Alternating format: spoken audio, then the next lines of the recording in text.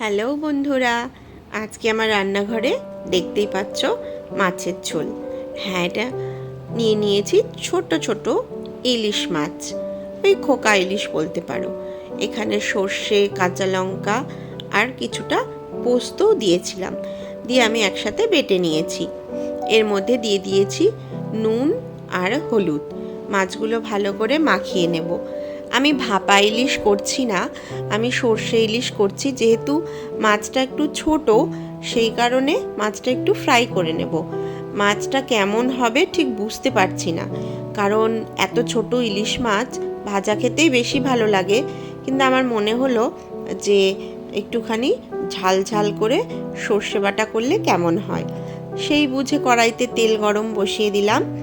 দিয়ে আমি এবার মাছগুলোকে এক এক করে হালকা ভেজে নেব, খুব কড়া ভাজবো না, কারণ ইলিশ মাছ কাঁচা রান্না করলে বেশি ভালো লাগে আমি এখানটায়, সে কারণে হালকা নেড়ে চেড়ে নেব। আমার মাছগুলো এক এক করে এক পিঠ হালকা হয়ে গেলেই আমি উল্টে দিয়েছি।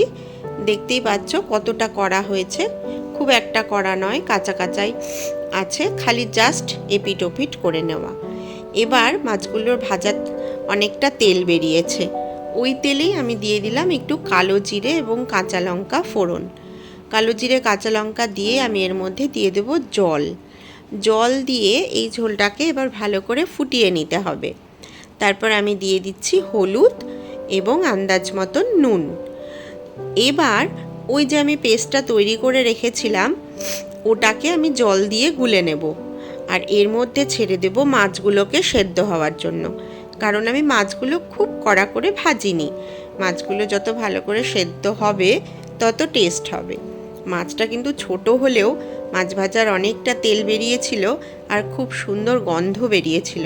আমি ভেবেছিলাম অনেক সময় ইলিশ মাছের গন্ধ পাওয়া যায় না এত ছোট ইলিশে। এবার আমি দিয়ে দিচ্ছি সর্ষে, পোস্ত, কাঁচা লঙ্কা দিয়ে যে পেস্টটা বানিয়েছিলাম, ওটা এবার আমি গুলে ছেঁকে দিয়ে দিলাম। আবার একটু আন্দাজ মতো নুন দিয়ে ওপর থেকে আরও কিছুটা কাঁচা লঙ্কা দিয়ে আমি ঢাকা দিয়ে সেদ্ধ হতে বসিয়ে দিলাম। ব্যাস রেডি খোকা ইলিশের সর্ষের ঝাল।